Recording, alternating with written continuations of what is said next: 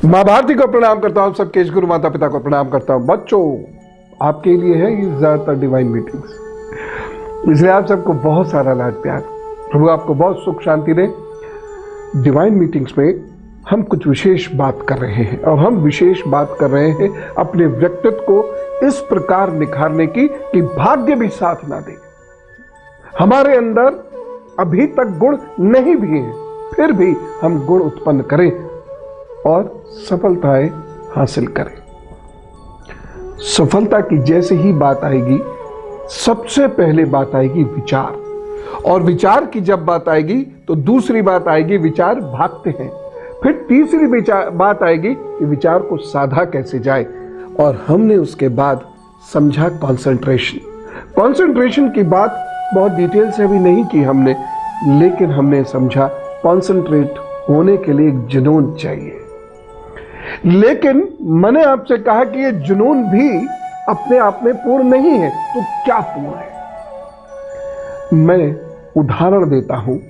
मनु और शतरूपा की एक संतान है उत्तानपाद। उत्तानपाद के दो पत्नियां हैं, सुनीति और सुरुचि। सुनीति का बेटा है ध्रुव, और सुरुचि ध्रुव की सौतेली मां है। ध्रुव एक दिन अपने पिता की गोद में बैठा हुआ था, लेकिन ध्रुव के पिता सुरुचि को अधिक प्रेम करते थे। ध्रुव की मां सुनीति को कम प्रेम करते थे। अचानक वहां पर सुरुचि आती है और वह ध्रुव को खींचकर वहां से हटाती है और कहती है कि यदि तुझे पिता की गोद में बैठना है, पिता का प्यार पाना है, तो नारायण की उपासना कर, जिससे तू मेरी कोख से जन्म ले। उससे पहले नहीं मिलेगा ये। ध्रुव छोटा सा बालक रोता हुआ, परेशान होता हुआ अपनी मां सुनीति के पास जाता है, और मां सुनीति यही कहती है कि इस जन्म में तो हमें राजा उत्तानपाद का प्रेम नहीं मिलेगा, क्योंकि वह सुरुचि से अधिक प्रेम करते हैं, और यह प्रेम तभी मिल सकता है जब नारायण की कृपा हो। तो नारायण की भक्ति कर। अब ध्रुव नारायण की भक्ति करते हैं, और फिर वो प्राप्त करते हैं जो जगत जानता है। उनका विचार अटल है, उनके अंदर वह जुनून है, एक लक्ष्य है। मुझे पिता का प्रेम प्राप्त करना है, मुझे नारायण की उसके लिए भक्ति करनी है। लक्ष्य सिद्ध है, पिता का प्रेम प्राप्त करना है।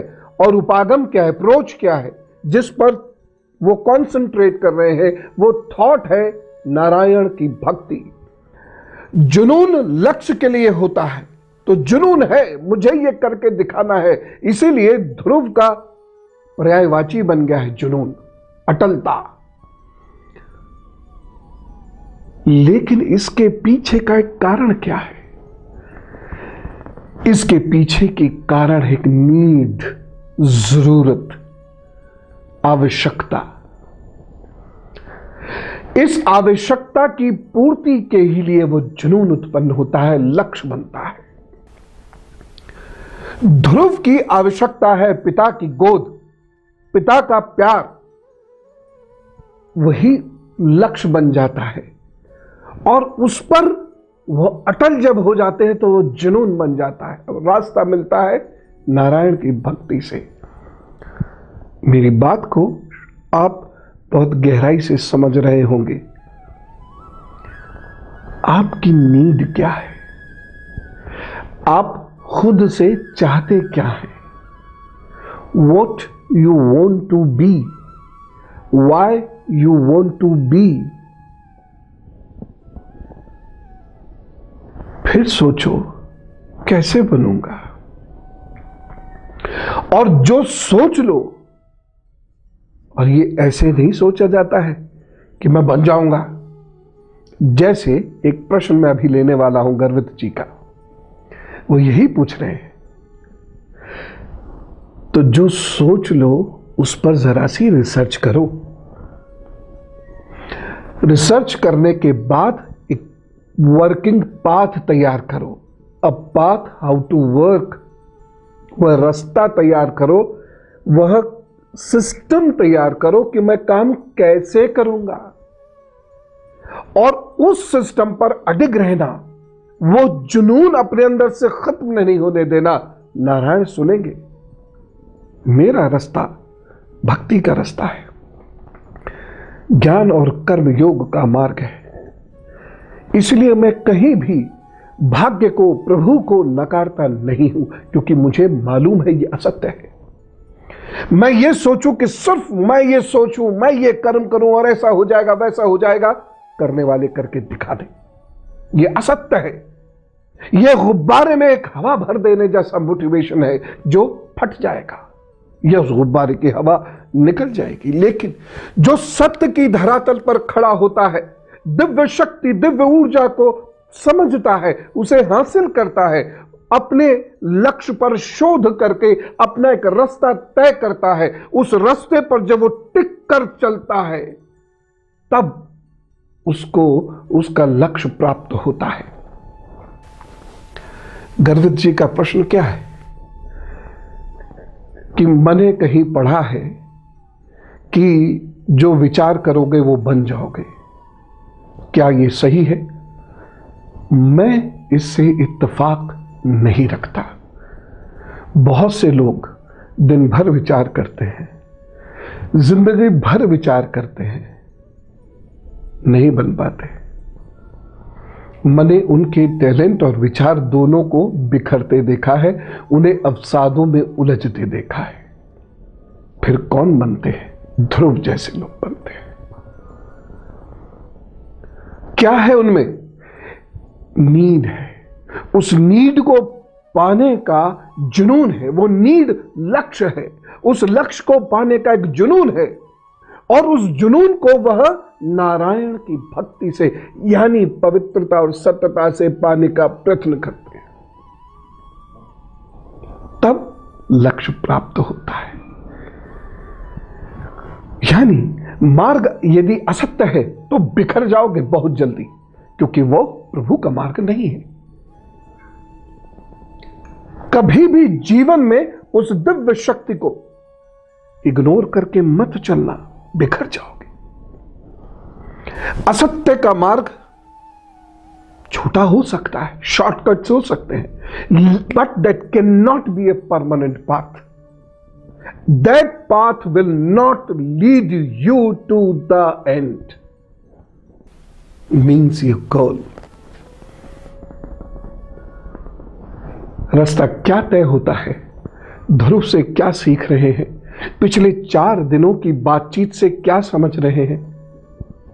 पहली चीज, सब कुछ विचार से नहीं होता, विचार करके कर्म करने से होता है।